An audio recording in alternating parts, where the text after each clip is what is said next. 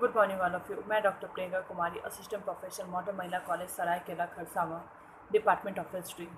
हम लोग आज इस वीडियो के माध्यम से यूजी सेमेस्टर 3 कोर्स 7 पेपर से चीन और जापान युद्ध के कारण और परिणामों की आज चर्चा करेंगे कि 1894-95 ईस्वी में चीन जापान युद्ध किन कारणों से हुआ था। पूर्वी समस्या के आधुनिक इतिहास में चीन जापान युद्ध एक महत्वपूर्ण घटना है। यह जापान के साम्राज्यवादी जीवन का संक्रमण काल था, जिसमें इसने अपनी साम्राज्यवादी लिप्सा का परिचय दिया। वस्तुतः मेजी पुनः स्थापना के बाद जापान के राष्ट्रीय जीवन में अनेक क्रांतिकारी परिवर्तन हुए, जिसके फलस्वरूप यह साम्राज्यवाद की ओर उन्मुख हुआ। इसकी पृष्ठभूमि में औद्योगिकरण, सैन्य संगठन, उपनिवेशों की खोज आदि प्रमुख थे। इसने चीन जापान युद्ध को असंभावी कर दिया। इसके निम्नलिखित कारण थे। पहला, कोरिया की समस्या। अपनी भौगोलिक स्थिति के कारण कोरिया का बड़ा सामरिक और राजनीतिक महत्व था। जापान इसकी उपेक्षा नहीं कर सकता था और 16वीं शताब्दी से ही इसे हड़पने की ताक में था। चीन के मंजू सम्राटों ने 17वीं शताब्दी में कोरिया पर अधिकार कर लिया था और तभी से वह चीन के अधीनस्थ प्रदेश माना जाता था। वहाँ का राजा प्रतिवर्ष चीनी सम्राट को भेंट उपहार भेजता था और विशेष अवसरों पर राज दरबार में उपस्थित भी होता था। कोरिया पर चीन का संरक्षण तथापि इस प्रायद्वीप को वह अपनी सुरक्षा के लिए बड़ा महत्वपूर्ण मानता था। 1868 ईस्वी में उशरी नदी के पूर्व का प्रदेश हड़प कर कोरिया की उत्तरी सीमा के समीप व्लादिवोस्टोक का बंदरगाह कायम किया गया। इसी प्रभाव को कम करने के लिए दक्षिण कोरिया स्थित हैमिल्टन बंदरगाह पर इंग्लैंड ने अधिकार कर लिया।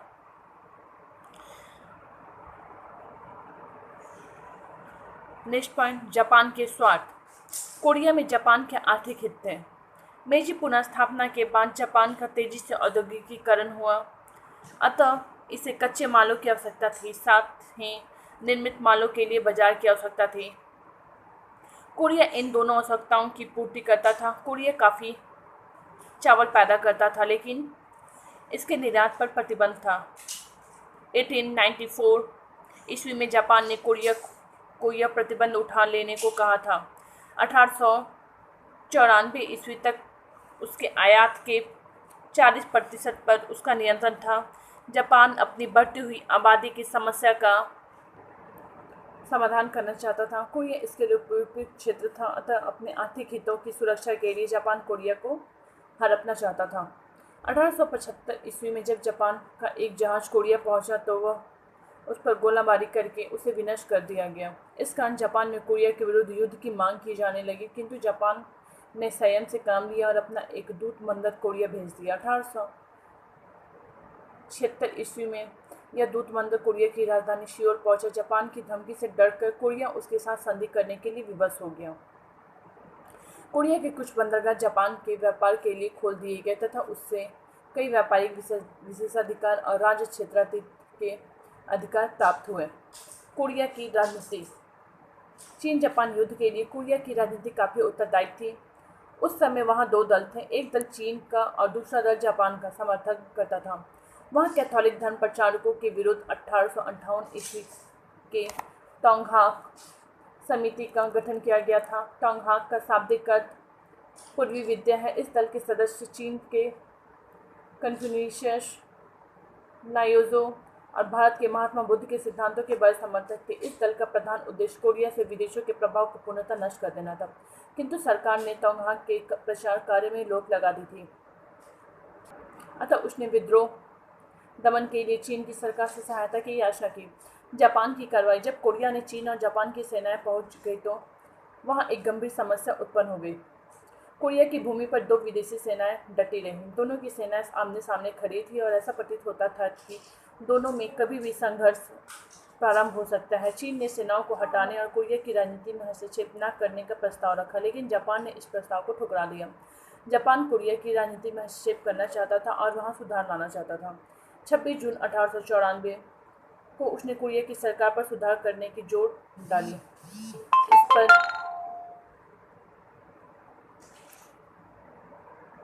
पर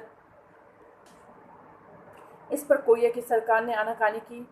अतः 23 जुलाई को जापानी फौजों ने राजा को कैद कर लिया और सुधारों की घोषणा कर दी। नई सरकार ने चीनी अधिकारियों को कोरिया से निकालने के लिए जापान की सहायता की मांग की। रूस और इंग्लैंड ने चीन का समर्थन किया, लेकिन जापान ने उन्हें यह कहकर शांत कर दिया कि उनका विचार न तो कोरिया को हड़पने का है और न शंघाई में विदेशी हितों को नुकसान पहुंचाने का। जापान ने कोरिया की सरकार से स्पष्टीकरण की मांग की और वह चीन की कर्द राज है या नहीं। इसी बीच एक चीनी जहाज चीनी सैनिकों के साथ कोरिया की ओर जा रहा था। जापान ने मार्ग में ही उसे पकड़ लिया और उस पर गोलाबारी कर दी। चीनी यात्री समुद्र में डुबो दिए गए। इस घटना से क्षुब्ध होकर चीन ने 1 अगस्त 1894 ईस्वी को युद्ध की घोषणा कर दी। चीन जापान युद्ध प्रारंभ हो गया। कोरिया के प्रश्न पर जापान चीन से युद्ध लड़ने के लिए कृत संकल्प था। उसके पास उसके लिए एक विशाल सेना भी थी। बड़ी शीघ्रता से जापानी युद्धपोतों ने चीनी सेनाओं के प्रमुख गर्पियोने पर अधिकार कर लिया। एडमिरल इदो ने यालू नदी के मुहाने पर पीत सागर के युद्ध एडमिरल तिंग को पराजित किया। जनरल ओआम के नेतृत्व में एक अन्य सैनिक टुकड़ी लियोतुंग प्रायद्वीप पहुंची और नवंबर 1894 ईस्वी तक इसने टेरस, पोर्ट ऑर्थर और चीजों पर अधिकार कर लिया। फरवरी 1895 ईस्वी तक चीन ने शांतुंग प्रदेश के कई स्थानों पर जापानियों ने अधिकार कर लिया। निराश होकर चीनी एडमिरल तुंग ने आत्महत्या कर ली। यामागाता और ओयाम की सेनाएं पीकिंग की ओर बढ़ने लगी। अतः चीन की शांति वार्ता के लिए विवश होना पड़ा। इसी बीच एक जापानी ने ली हांग चांग की हत्या कर दी, क्योंकि शांति वार्ता पीकिंग पर जापानी सैनिक नियंत्रण के मार्ग में बाधक थी। शांति वार्ता से जापान का विजय रथ रुक जाने के कारण अनेक सैनिक पदाधिकारियों ने युद्ध क्षेत्र में ही हरिकिरी की प्राचीन रूढ़िवादी पद्धति के अनुसार आत्महत्या कर ली। प्राचीन जापान की सामुराई भावना का यह ज्वलंत उदाहरण है। अब इस युद्ध के परिणाम और महत्व को हम लोग देखेंगे। चीन जापान युद्ध के परिणाम और महत्व की निम्नलिखित तथ्य बिंदुओं के द्वारा देखा जा सकता है। शिमोनोसेकी की संधि। 17 अप्रैल 1895 ईस्वी को चीन जापान के बीच शिमोनोसेकी की संधि हुई। इसकी निम्नलिखित शर्तें थीं। कोरिया को स्वतंत्र राज्य रूप में मान लिया गया और यह निश्चय हुआ कि उस पर चीन का किसी भी तरह प्रभुत्व न रहे। चीन ने जापान को फार्मोसा, पेस्काडोस प्रायद्वीप दे दिए। चीन ने जापान को 20 करोड़ टायर क्षतिपूर्ति देने का वादा किया। जब तक यह धनराशि चीन नहीं चुका देता, तब तक जापान वेहाई वेई के बंदरगाह पर अधिकार कर सकता था। नेक्स्ट पॉइंट, यूरोपीय राज्यों का हस्तक्षेप। शिमोनोसेकी संधि द्वारा जापान का चीन में काफ़ी प्रभाव हो गया। उसे अनेक क्षेत्रीय और व्यापारिक लाभ प्राप्त हुए थे। अतः शिमोनोसेकी संधि की स्याही सूखने भी ना कर पाई थी कि यूरोपीय राज्यों ने इसका विरोध करना शुरू कर दिया। विशेषकर रूस में तो काफ़ी बेचैनी फैल गई है। वह तो फूटी आंखों से भी जापान का प्रभाव मंचूरिया में देखना नहीं चाहता था, क्योंकि रूस की उत्तरी सीमा कोरिया और मंचूरिया की सीमा से मिलती थी। रूस खुद मंचूरिया को हड़पना चाहता था। ब्रिटेन चीन की क्षेत्रीय अखंडता को अक्षुण्ण रखना चाहता था। जापान को ब्रिटिश हस्तक्षेप की भी आशंका थी। दूसरी बात यह थी कि शिमोनोसेकी संधि द्वारा जापान पश्चिमी देशों की कोटि में आ गया। अतः पश्चिमी देशों ने उसका विरोध करना शुरू कर दिया। रूस और जापान के स्वार्थों में पारस्परिक टकराव था, इसलिए रूस ने जापान का खुलकर विरोध किया।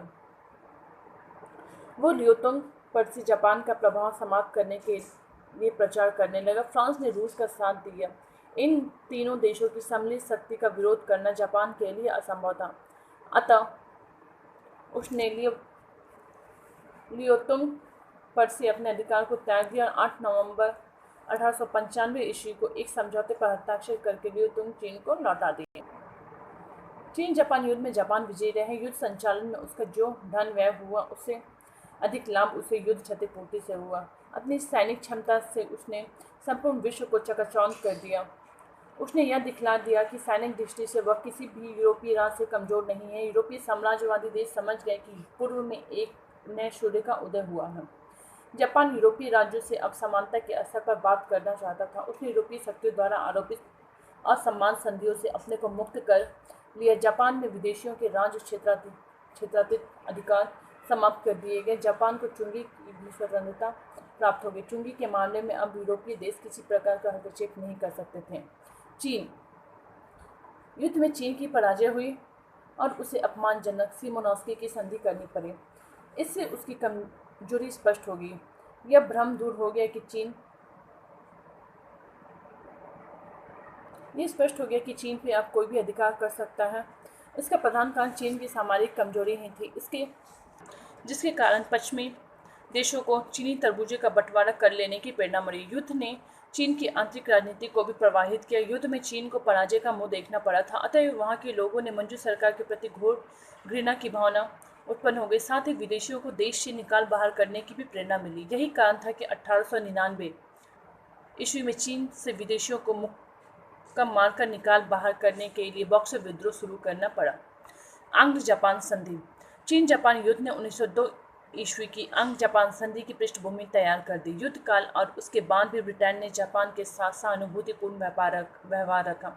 जापान उसके सद्व्यवहार से बड़ा कृतज्ञ था। जिस समय यूरोप के 3 राज्य सिमोनोस्की संधि में संशोधन करने के लिए हस्तक्षेप करने की तैयारी कर रहे थे, उस समय उन्होंने ब्रिटेन का सहयोग प्राप्त करने का भी प्रयास किया था, लेकिन ब्रिटेन ने उसका साथ नहीं दिया। वह जापान के शक्तिशाली राष्ट्र के रूप में देखना चाहता था, जिससे वह पूर्वी एशिया में रूस का विरोध कर सके, इसलिए उसने हस्तक्षेप नहीं किया। जापान इससे काफ़ी खुश हुआ, अतः 1902 ईस्वी में दोनों ने गठबंधन हो गया। रूस जापान युद्ध। चीन जापान युद्ध ने भी 1904-05 ईस्वी के रूस जापान युद्ध के बीच बोए थे। सिमोनोस्की संधि के संशोधन में रूस न तो रुख अपनाया, उससे जापान काफ़ी अप्रसन्न और असंतुष्ट था। रूस ने उसे विजय का फल चखने नहीं दिया। रूसी जार ने चीन के पक्ष में हस्तक्षेप किया। इस कारण जापान को लियोतुंग प्रायद्वीप छोड़ना पड़ा। जापान इसे भूल नहीं सका और 1904 ईस्वी में रूस से लड़ बैठा। इस प्रकार 1894-95 ईस्वी का चीन जापान युद्ध आधुनिक यूरोपीय एशिया के इतिहास की एक युगांतकारी घटना है। यह मुख्यतः कोरिया के प्रश्न को लेकर लड़ा गया था। जापान के लिए कोरिया का बड़ा सामरिक, राजनीतिक एवं आर्थिक महत्व था। वह अपने हृदय में गड़ा हुआ कृपान की तरह समझता था। वह वहाँ की आंतरिक स्थिति में किसी दूसरे यूरोपीय राज्य को हस्तक्षेप नहीं करने देना चाहता था। युद्ध ने जापान और चीन की आंतरिक राजनीति को काफ़ी प्रभावित किया। एक और तो जापान साम्राज्यवादी जीवन की ओर उन्मुक्त हुआ, तो दूसरी ओर चीन क्रांति के कगार पर खड़ा हो गया। धन्यवाद।